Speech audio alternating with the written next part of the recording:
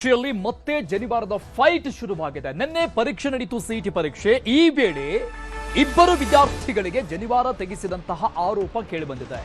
ಮಡಿವಾಳದ Krupanidhi college ಪರೀಕ್ಷಾ ಕೇಂದ್ರದಲ್ಲಿ ಈ ಘಟನೆ ನಡೆದಿರುವುದು. ಕಳೆದ ವರ್ಷವೂ ಕೂಡ ಈ ಕಾಂಟ್ರವರ್ಸಿ ಆಗಿತ್ತು. ಮಡಿವಾಳದ ಕೃಪಾನಿಧಿ ಕಾಲೇಜು ಪರೀಕ್ಷಾ ಕೇಂದ್ರದಲ್ಲಿ ಮತ್ತೆ ಇಂಥದ್ದೊಂದು ಘಟನೆ ಘಟಿಸಿದೆ.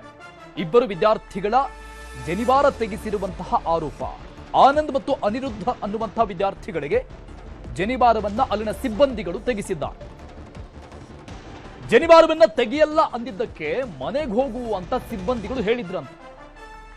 ಆಕ್ರೋಶಕ್ಕೆ ಈಗ ಕಾರಣ ಆಗಿದೆ. ಕಳೆದ ವರ್ಷವೂ ಕೂಡ ಇದೇ ರೀತಿಯಲ್ಲಾಗಿತ್ತು. ಭವಿಷ್ಯದ ದೃಷ್ಟಿಯಿಂದ ಪರೀಕ್ಷೆಗೆ ಆ ವಿದ್ಯಾರ್ಥಿಗಳ ಪೋಷಕರು ಮತ್ತೆ ಕಳಿಸ್ತಾರೆ, ಜನಿವಾರವನ್ನ ತೆಗೆಸಿ ಏನಾದ್ರೂ ಆಗ್ಲಿ ಎಕ್ಸಾಮ್ ಬರೆದು ಬನ್ನಿ ಅಂತ ಪೋಷಕರು ಮತ್ತೆ ಅವರನ್ನ ಕಳಿಸ್ತಾರೆ. ಈ ಬಗ್ಗೆ ಎಲ್ಲೂ ಹೇಳದಂತೆ ಪತ್ರವನ್ನ ಬರೆಸಿಕೊಂಡಿದ್ರಂತೆ ಸಿಬ್ಬಂದಿಗಳು. ಆಗಿರೋ ಘಟನೆ ಬಗ್ಗೆ ಎಲ್ಲೂ ಹೇಳಬಾರದು. ಭವಿಷ್ಯದ ದೃಷ್ಟಿಯಿಂದ ಪರೀಕ್ಷೆಗೆ ವಾಪಸ್ ಪೋಷಕರು ಏನೇ ಆಗ್ಲಿ ಮೊದಲಿಗೆ ಎಕ್ಸಾಮ್ ಬರೆದು ಬನ್ನಿ, ಆಮೇಲೆ ನೋಡ್ಕೊಳ್ಳೋಣ ಅಂತ ಹೇಳಿದ್ರಂತೆ. ಇದಾದ್ಮೇಲೆ ಅಲ್ಲಿನ ಸಿಬ್ಬಂದಿಗಳು ಈ ಬಗ್ಗೆ ಯಾರಿಗೂ ಹೇಳಬಾರದು ಅಂತ ಒಂದು ಪತ್ರವನ್ನು ಕೂಡ ಬರೆಸಿಕೊಂಡಿದ್ರಂತೆ. ಅನಿವೃದ್ಧ ತಂದೆಯಿಂದ ಈಗ ಮಡಿವಾಳ ಠಾಣೆಗೆ ದೂರು ದಾಖಲಾಗಿದೆ. ಈ ವಿಚಾರಕ್ಕೆ ಸಂಬಂಧಪಟ್ಟಂಗೆ ವಿದ್ಯಾರ್ಥಿ ಪೋಷಕರಿಂದ ಕಂಪ್ಲೇಂಟ್ ಆಗಿರುವಂತಹ ಪ್ರತಿಯನ್ನು ನೋಡ್ತಾ ಇದ್ವಿ. ಮತ್ತೊಂದು ಕಡೆ ಪರೀಕ್ಷೆಯ ಸಂದರ್ಭದಲ್ಲಿ ನಿನ್ನೆ ಜನಿವಾರವನ್ನ ತೆಗೆಸಿರುವಂಥದ್ದು ದೃಶ್ಯದಲ್ಲಿ ನೋಡ್ತಾ ಇದ್ವಿ. ಒಂದಿಷ್ಟು ರೂಲ್ಸ್ ಅಂಡ್ ರೆಗ್ಯುಲೇಷನ್ಸ್ಗಳನ್ನ ಕೊಡಲಾಗಿದೆ. ಯಾವ ರೀತಿಯಾಗಿ ಡ್ರೆಸ್ ಕೋಡ್ ಇರಬೇಕು, ಏನೆಲ್ಲ ಎಕ್ವಿಪ್ಮೆಂಟ್ಗಳನ್ನ ಪರೀಕ್ಷಾ ಕೇಂದ್ರದ ಒಳಗಡೆ ತರಬೇಕು, ತರಬಾರದು ಅನ್ನುವಂಥ ರೀತಿಯಲ್ಲಿ ಆ ವಿದ್ಯಾರ್ಥಿಯ ತಂದೆ, ಅನಿರುದ್ಧ ತಂದೆ ಮಾತನಾಡಿದ್ದಾರೆ. ಏನ್ ಹೇಳಿದ್ರು ಅಂತ ನೋಡೋಣ.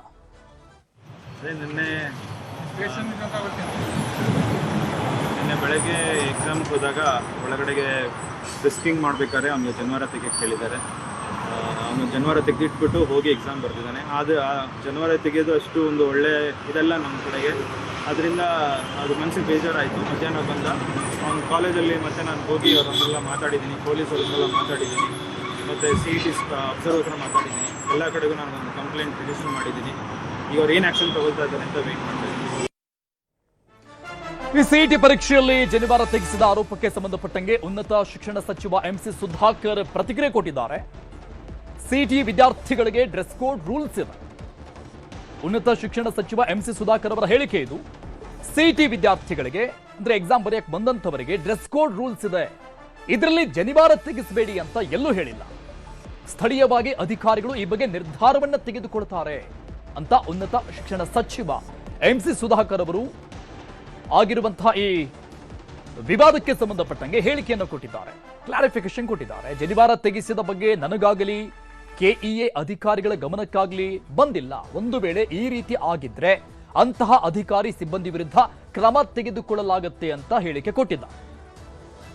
ಒಂದು ಪರೀಕ್ಷೆ ಅಥವಾ ಇನ್ನೊಂದು ವ್ಯವಸ್ಥೆಗಳು ಮಾಡುವಂಥ ಸಂದರ್ಭದಲ್ಲಿ ಸ್ವಲ್ಪ ಕೆಲವರಿಗೆ ಅದು ಏನು ಮನಸ್ಥಿತಿ ಅಂತ ನಾನು ಹೇಳಲಿಕ್ಕೆ ಸಾಧ್ಯ. ಅದು ವಿಕೃತ ಮನಸ್ಥಿತಿನೋ ಅಥವಾ ಉದ್ದೇಶಪೂರ್ವಕವಾಗಿ ಏನಾದರೂ ವ್ಯವಸ್ಥೆಗೆ ಕೆಟ್ಟ ಹೆಸರು ತರಬೇಕು ಅಂತನೋ, ಇಲ್ಲ ಯಾರಾದರೂ ಇಂಥವ್ರನ್ನು ಹುಟ್ಟಾಕಿಸಿ ಅದನ್ನು ಅವರು ದುರುಪಯೋಗ ಮಾಡ್ಕೊಳ್ತಕ್ಕಂಥದ್ದು, ಈ ಥರ ಕೆಲವು ಸಂದರ್ಭದಲ್ಲಿ ಇವತ್ತು ಸಮಾಜದಲ್ಲಿ ಎಲ್ಲ ರೀತಿ ಇವತ್ತು ಪರಿಸ್ಥಿತಿಗಳನ್ನು ನೋಡ್ತೇವೆ. ಪ್ಲ್ಯಾಂಟ್ ಮಾಡ್ತಾರೆ ಕೆಲವ್ರನ್ನ, ಇವೆಲ್ಲ ಮಾಡುವಂಥದ್ದಿದೆ. ಆದರೆ ಆ ಥರ ಖಂಡಿತ ನಾವು ಅದಕ್ಕೆ ಆಸ್ಪದ ಕೊಟ್ಟಿಲ್ಲ. ಆ ಥರ ಏನಾದರೂ ಆಗಿದ್ದರೆ ಖಂಡಿತ ಅವ್ರ ಮೇಲೆ ಭಾಳ ತೀವ್ರವಾದಂಥ ಕಾನೂನು ಚೌಕಟ್ಟಿನಲ್ಲಿ ಕ್ರಮ ತೆಗೆದುಕೊಳ್ಳಿ. ಸಿಇಟಿ ಎಕ್ಸಾಮ್ನಲ್ಲಿ ವಿದ್ಯಾರ್ಥಿಗೆ ಜನಿವಾರ ತೆಗೆಸಿದ ಆರೋಪಕ್ಕೆ ಸಂಬಂಧಪಟ್ಟಂಗೆ ಸಿಇಟಿ ಅಧಿಕಾರಿಗಳ ವಿರುದ್ಧ ಬ್ರಾಹ್ಮಣರ ಸಂಘ ಅಸಮಾಧಾನವನ್ನ ವ್ಯಕ್ತಪಡಿಸ್ತಾ ಇದೆ. ಈಗ ಕಳೆದ ವರ್ಷವೂ ಕೂಡ ಇದೇ ರೀತಿ ಘಟನೆ ಆಗಿತ್ತು ಅಂತ ಬೇಸರವನ್ನ ವ್ಯಕ್ತಪಡಿಸಿದ್ದಾರೆ. ಮತ್ತೆ ಈಗ ಹಾಗೆ ಆಗಿದೆ ಅಂತ ಈ ವರ್ಷವೂ ನಮ್ಮ ಸಮುದಾಯಕ್ಕೆ ಅವಮಾನ ಮಾಡಿದ್ದಾರೆ ಅಂತ ಕಿಡಿಕಾರ್ತಾ ಇದ್ದಾರೆ. ವಿದ್ಯಾರ್ಥಿ ಕುಟುಂಬ ಭೇಟಿ ಮಾಡೋಕೆ ನಿರ್ಧಾರವನ್ನ ಮಾಡಿರೋದು ಬ್ರಾಹ್ಮಣ ಸಂಘ. ಆಕ್ರೋಶವನ್ನ ವ್ಯಕ್ತಪಡಿಸಲಾಗ್ತಾ ಇದೆ. ಕಳೆದ ಬಾರಿ ಪ್ರತಿಭಟನೆಗಳೇ ನಡೆದು ಹೋಯಿತು ರಾಜ್ಯದಾದ್ಯಂತ ಇದೇ ವಿಚಾರಕ್ಕೆ. ನ್ಯೂಸ್ 18ಗೆ ಬ್ರಾಹ್ಮಣ ಸಂಘದ ಅಧ್ಯಕ್ಷ ರಘುನಾಥ್ ಮಾಹಿತಿಯನ್ನು ಕೊಟ್ಟಿದ್ದಾರೆ. ಆ ವಿದ್ಯಾರ್ಥಿಗಳ ಮನೆಗೆ ಹೋಗಿ ನಾವು ಭೇಟಿ ಮಾಡ್ತೀವಿ ಅಂತ ಹೇಳಿಕೆ ಕೊಟ್ಟಿರುವಂತದ್ದು. ಕಳೆದ ವರ್ಷವೂ ಇದೇ ರೀತಿಯಾಗಿ ಆಗಿತ್ತು. ನಮ್ಮ ಸಮುದಾಯಕ್ಕೆ ಅವಮಾನ ಮಾಡಿದ್ರು, ಧಾರ್ಮಿಕ ಭಾವನೆಗಳಿಗೆ ಧಕ್ಕೆ ತರುವಂತಹ ರೀತಿಯಲ್ಲಿ ವ್ಯವಸ್ಥಿತವಾಗಿ ಪಿತೂರಿ ಮಾಡಿದ್ರು ಅಂತ ಆಕ್ರೋಶವನ್ನ ವ್ಯಕ್ತಪಡಿಸಿದ್ರು. ಈ ಬಾರಿ ಕೂಡ ಅದೇ ರೀತಿಯಾಗಿದೆ, ನಾವು ಹೋರಾಟ ಮಾಡ್ತೀವಿ ಅನ್ನುವಂಥ ಅರ್ಥದಲ್ಲಿ ತಮ್ಮ ಆಕ್ರೋಶವನ್ನ ವ್ಯಕ್ತಪಡಿಸ್ತಾ ಇರೋದು ಬ್ರಾಹ್ಮಣ ಸಂಘ. ಈ ವಿದ್ಯಾರ್ಥಿಗಳ ಕುಟುಂಬಕ್ಕೆ ಹೋಗಿ ನಾವು ಭೇಟಿ ಮಾಡ್ತೀವಿ, ಆಗಿರುವಂತಹ ಬೆಳವಣಿಗೆಗಳ ಬಗ್ಗೆ ಮಾಹಿತಿಯನ್ನು ಪಡೆದುಕೊಳ್ತೀವಿ ಅಂತ ಹೇಳ್ತಾ ಇದ್ದ.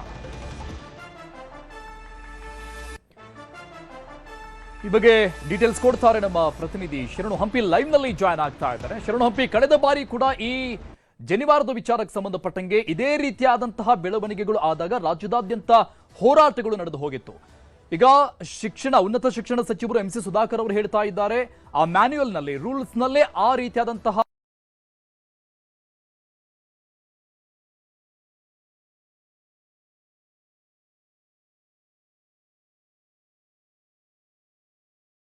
ಸಚಿವರು ಹೇಳ್ತಾ ಇದ್ದಾರೆ. ಇದನ್ನೆಲ್ಲ ನೋಡ್ತಾ ಇದ್ರೆ ಬೇಕು ಅಂತಲೇ ವ್ಯವಸ್ಥಿತವಾಗಿ ಮಾಡ್ತಾ ಇದ್ದಾರಾ, ಒಂದು ಧರ್ಮಕ್ಕೆ ಮಾಡುವಂತ ಅಪಮಾನವನ್ನು ಎಸಗಬೇಕು ಅನ್ನುವಂತ ಕಾರಣಕ್ಕಾಗಿ ಅಂತ ಅನಿಸ್ತಾ ಇದೆ.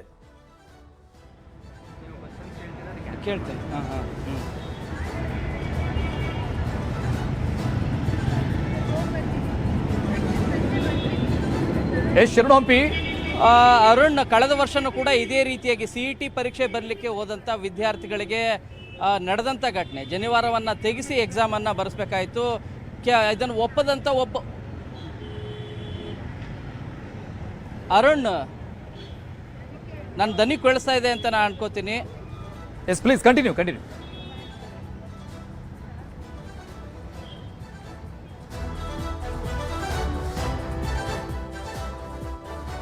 CET ಎಕ್ಸಾಮ್ ಬರಲಿಕ್ಕೆ ಹೋದಂಥ ವಿದ್ಯಾರ್ಥಿಗಳು, ಅದರಲ್ಲೂ ಕೂಡ ಅವರು ವಿದ್ಯಾರ್ಥಿ ಎಕ್ಸಾಮೇ ಬರೆಯೋದಿಲ್ಲ, ನಾನು ಜನಿವಾರ ತೆಗಿಲಿಕ್ಕೆ ಆಗೋದಿಲ್ಲ ಅಂಥೇಳಿ ವಾಪಸ್ ಹೋಗ್ತಾನೆ. ಅದಾದಮೇಲೆ ಆದಂಥ ಘಟನೆಗಳು ಎಲ್ಲದೂ ಕೂಡ ಗಮನಕ್ಕೆ ಬಂದಿದೆ. ಅಮಾನತ್ ಮಾಡಲಾಯಿತು. ಯಾರು ಆ ರೀತಿ ಕ್ರಮ ಕೈಗೊಂಡಿದ್ರು, ಅಂದರೆ ಆ ರೀತಿಯಾದಂಥ ನಿರ್ಧಾರವನ್ನು ಕೈಗೊಂಡಿದ್ರು, ಏನೋ ಅವ್ರ ಮೇಲೂ ಕೂಡ ಕ್ರಮ ಕೈಗೊಳ್ಳುವಂಥ ಘಟನೆ ಆಯಿತು. ಈ ರೀತಿ ಘಟನೆ ಮರುಕಳಿಸೋದಿಲ್ಲ ಅಂತಲೇ ಎಲ್ಲರೂ ಕೂಡ ಭಾವಿಸಿದ್ರು. ಆದರೆ ಈ ವರ್ಷ ನಿನ್ನೆ ಮತ್ತು ಇವತ್ತು 2 ದಿನವೂ ಕೂಡ CET ಎಕ್ಸಾಮ್ ನಿನ್ನೆ ಆಗಿದೆ, ಇವತ್ತು ಕೂಡ CET ಎಕ್ಸಾಮ್ ಆಗ್ತಾ ಇದೆ. ನಿನ್ನೆನೂ ಕೂಡ ರಾಜಧಾನಿ ಬೆಂಗಳೂರಲ್ಲಿ, ಅದರಲ್ಲೂ ಕೂಡ ಮಡಿವಾಳದ ಕೃಪಾನಿಧಿ ಕಾಲೇಜ್ನಲ್ಲಿ ಒಬ್ಬರಿಗೆ ಮಾತ್ರ ಅಲ್ಲ, 4 ಜನ ವಿದ್ಯಾರ್ಥಿಗಳು ಕೂಡ ಇದೇ ರೀತಿಯಾಗಿ ಜನಿವಾರ ಹಾಕಿಸಿದ್ರೆ ಅವ್ರನ್ನ ವಾಪಸ್ ಜನಿವಾರನ ತೆಗೆಸಿ ಎಕ್ಸಾಮ್ ಬರೆಸುವಂಥ ಕಾರ್ಯ ಆಗಿದೆ. ಕುರಿತು ಅಧಿಕೃತವಾಗಿ ಮಡಿವಾಳ ಪೊಲೀಸ್ ಠಾಣೆಯಲ್ಲಿ ಓರ್ವ ಪೋಷಕರು ಕೂಡ ಕಂಪ್ಲೇಂಟ್ ಕೊಟ್ಟಿದ್ದಾರೆ. ಈಗ ನಮ್ಮ ಜೊತೆಗೆ ವಿದ್ಯಾರ್ಥಿ ಕಂಪ್ಲೇಂಟ್ ಕೊಟ್ಟಂಥ ಪೋಷಕರು ಕೂಡ ಇದ್ದಾರೆ, ಅವ್ರನ್ನೇ ಮಾತಾಡ್ತಾ ಹೋಗ್ತೀನಿ. ನಿನ್ನೆ ಎಷ್ಟು ಗಂಟೆಗೆ ಏನಾಯಿತು ಡೀಟೇಲ್ ಆಗಿ ಹೇಳಿ. ಸುಮಾರು ಅರೌಂಡ್ 9:45 ನಾವು ಬಂದಿದ್ದು ಎಕ್ಸಾಮ್ ಬರೆಯೋಕ್ಕೆ. ಆವಾಗ ತುಂಬ ರಶ್ ಇತ್ತು, ತುಂಬ ಜನ ಸ್ಟೂಡೆಂಟ್ಸ್ ಇದ್ದರು. ಸೊ ನಾವು ಹೋದ್ವಿ, ಬ್ಯಾಗ್ ಎಲ್ಲ ಇಟ್ವಿ. ಆಮೇಲೆ ವಾಪಸ್ ಬರಬೇಕಾದಾಗ ಅವರು ಜಾಬ್ ಚೆಕ್ ಮಾಡ್ತಾಯಿದ್ರು. ಆಮೇಲೆ ಶರ್ಟಿಂದ ಹಿಂಗೆ ಮಾಡಿದ್ರು. ಸೊ ಶರ್ಟ್ ಹಿಂಗೆ ಮಾಡಿದ್ರು, ಜನಿವಾರ ಅಂತ ಅದೇನೋ ದಾರ ಇತ್ತು, ಕೈ ದಾರನೋ ಅದೇನೋ ಕುತ್ತಿಗೆ ದಾರ ಅವ್ರು ಅಂದ್ಕೊಂಡಿದ್ದು, ಆದರೆ ಅವರು ಹೇಳಿದ್ದು ಜನಿವಾರನ. ಸೊ ಜನಿವಾರ ತೆಗಿ ಅಂತ ಅಂದರು. ಜನಿವಾರ ತೆಗಿದೆ ಇದ್ರೆ ನಿನ್ನ ಒಳಗೆ ಬಿಡೋಕ್ಕಾಗಲ್ಲ, ಸೊ ಟೆಸ್ಟ್ ಬರಿ ಬೇಡ ಅಂತ ಹೋಗಂತೆಲ್ಲ ಅಂದರು. ಯಾರು ಹೇಳಿದ್ದು, ಒಬ್ರ ಇಬ್ಬರು ಅಧಿಕಾರಿ? ಅವರೊಬ್ರು ನಿಂತಿದ್ರು, ಅವರು ಜನಿವಾರ ತೆಗಿಲೇಬೇಕು, ಇಲ್ಲ ಅಲೋ ಮಾಡಲ್ಲ ಅಂತ ಅಂದರು. ನಾವು ಕಾಲ್ ಮಾಡೋಕ್ಕಾಗದೆ, ಫೋನ್ ಇರಲಿಲ್ಲ, ನಮ್ಮ ಪೇರೆಂಟ್ಸ್ ನನ್ನ ಬಿಟ್ಟು ಹೋಗಿದ್ರು. ಸೊ ಏನು ಮಾಡೋಕ್ಕಾಗಲ್ಲ, ಅನಿವಾರ್ಯ. 2 ವರ್ಷದಿಂದ ಪ್ರಿಪೇರ್ ಆಗಿದ್ದು, ನಾನು ಬಿಚ್ಚಿಬಿಟ್ಟೆ ಹೋದೆ. ಸೊ ನಮ್ಮ 4 ಜನ ಫ್ರೆಂಡ್ಸ್ಗೂ ಎಲ್ಲ ಬಿಚ್ಚಿಬಿಟ್ಟೆ ಕಳಿಸಿದ್ದಾರೆ, ಯಾರನ್ನೂ ಅಲೋ ಮಾಡಿಲ್ಲ. ಎಷ್ಟು ಜನಕ್ಕೆ ಆ ರೀತಿ ಆಗಿದ್ದು? ನಿನ್ನ ಜೊತೆಗಿದ್ದ?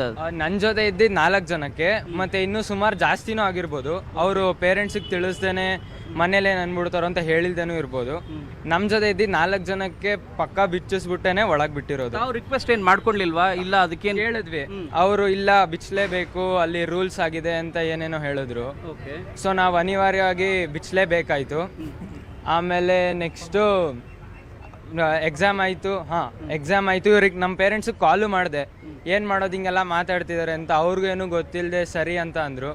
ಬಿಚ್ಬಿಟ್ಟು ಹೋಗಿ ಆಮೇಲೆ ಮಧ್ಯಾಹ್ನ ಬಂದು ನೋಡಿದಾಗ ಎಲ್ಲ ಫುಲ್ಲು ಏನಂತಾರೆ, ಪೇರೆಂಟ್ಸ್ ಬಂದ್ಬಿಟ್ಟು ಆಮೇಲೆ ಎಲ್ಲರೂ ಕರೆದ್ರು, ನನ್ನ ಕರೆದ್ರು. ಆಮೇಲೆ ಅವ್ರು ಅದೇನೋ ಸಾರಿನೂ ಏನು ಕೇಳಲಿಲ್ಲ ಕ್ಲೀನಾಗೆ. ಅದೇನೋ ಆಗಿಲ್ಲ ಅನ್ನೋ ಥರ ಎಲ್ಲ ಕೂತಿದ್ರು. ಪೊಲೀಸವ್ರು ಇದ್ದರು. ಆಮೇಲೆ ಏನೂ ಆಗಿಲ್ಲ ಅನ್ನೋ ಥರ ಎಲ್ಲ ಕೂತಿದ್ರು, ಸುಮ್ಮನೆ ಕರೆದ್ರು ಅಷ್ಟೇ, ಏನೂ ಮಾತಾಡಿಸ್ಲಿಲ್ಲ. ಆಮೇಲೆ ಹೋದೆ ಅಷ್ಟೇ. ಆಮೇಲೆ ಇದರಿಂದ ತುಂಬ ಟೆಸ್ಟಿಗೆ ತುಂಬ ಒಂಥರ ಮನ್ಸಿಗೆ ಬೇಜಾರಾಯಿತು,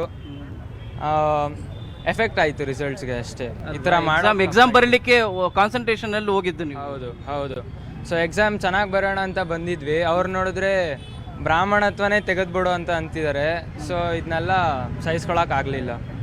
ಪೇರೆಂಟ್ ಇದ್ದಾರೆ, ಅವ್ರನ್ನೇ ಮಾತಾಡಿಸ್ತಾ ಹೋಗ್ತೀನಿ. ಸರ್, ಏನು ಸರ್ ಸಂಜೆ ನಿಮಗೆ ಗೊತ್ತಾದ್ಮೇಲೆ ಏನು ಅವ್ರ ಗಮನಕ್ಕೆ ತರುವಂಥ ಕೆಲಸ ಮಾಡಿದ್ರ? ಸರ್ ಅದೇ ನನಗೆ ಫೋನ್ ಮಾಡ್ದೆ, ಅವನು 9:45 ಒಳಗಡೆ ಬಿಟ್ಟಾಗ ನನಗೆ ಫೋನ್ ಮಾಡ್ದೆ. ತೆಗಿಯೋಕ್ಕೆ ಮುಂಚೆ ನನಗೆ ಫೋನ್ ಮಾಡಿದೆ, ಹಿಂಗೆ ಕೇಳ್ತಾ ಇದ್ದಾರೆ ಏನು ಮಾಡೋದು ಅಂತ. ನಾನು ಅದಕ್ಕೆ ಹೇಳಿದೆ, ತೆಗಿಬಾರ್ದಪ್ಪ, ತೆಗಿಬೇಡ, ಕೇಳಿ ನೋಡು ಏನು ಹಾಗೆ ಹೋಗೋಕ್ಕಾಗತ್ತಾ ಅಂತ. ಅದಕ್ಕೆ ಅವ್ನು ಈ ಥರ ಹೇಳ್ದೆ, ನನಗೆ ತೆಗಿದೇ ಇದ್ದರೆ ಒಳಗಡೆ ಬಿಡೋದಿಲ್ಲ ಅಂತ ಹೇಳ್ತಾರೆ, ಎಕ್ಸಾಮ್ ಬರೆಯೋದಕ್ಕೆ ಬಿಡೋಲ್ಲ ಅಂತ. ಅದಕ್ಕೆ ನಾನು ಹೇಳಿದೆ, 2 ವರ್ಷದಿಂದ ಪ್ರಿಪೇರ್ ಆಗಿದೆಯಾ, ಸೊ ಎಲ್ಲರಿಗೂ ತೆಗೆದಿದ್ರೆ ನೀನು ತೆಗಿಬೇಕಾಗತ್ತೆ, ರೂಲ್ಸ್ ಏನಾದರೂ ಬಂದಿರ್ಬೋದು ಏನೋ ಗೊತ್ತಿಲ್ಲ, ಸೊ ತೆಗೆದ್ಬಿಟ್ಟು ಹೋಗು, ಆಮೇಲೆ ನೋಡೋಣ ಅಂತ ಹೇಳಿದೆ. ಸೊ ಆಮೇಲೆ ಅವ್ನು ಎಕ್ಸಾಮ್ಗೆ ತೆಗೆದುಬಿಟ್ಟು ಹೋಗಿದ್ದಾನೆ. Okay okay. ಕಂಪ್ಲೇಂಟ್ ಕೊಟ್ಟವ್ರು ಮಡಿವಾಳ ಪೊಲೀಸ್ ಠಾಣೆಯಲ್ಲಿ ಕಂಪ್ಲೇಂಟ್ ಕೊಟ್ಟಂತ ಪೋಷಕರಿದ್ದಾರೆ. ಸರ್ ನಿಮ್ಮ ಮಗನಿಗೂ ಅದೇ ರೀತಿ ಇನ್ಸಿಡೆಂಟ್ ಆಯಿತು? ನಿನ್ನೆ ನನ್ನ ಮಗನು ಪರೀಕ್ಷೆ ಬರೆಯೋಕೆ ಬಂದಿದ್ದ. ಅವ್ನು ನಿನ್ನೆ ನಾನು ಇದೇ ಗೇಟಲ್ಲೇ ಬಿಟ್ಬಿಟ್ಟು ನಾನು ಹೊಟ್ಟೋಗ್ಬಿಟ್ಟೆ. ಪರೀಕ್ಷೆ ಅವರು ಸ್ಟೂಡೆಂಟ್ ಮಾತ್ರ ಒಳಗೆ ಹೋಗ್ತಾರೆ ಅಂತ.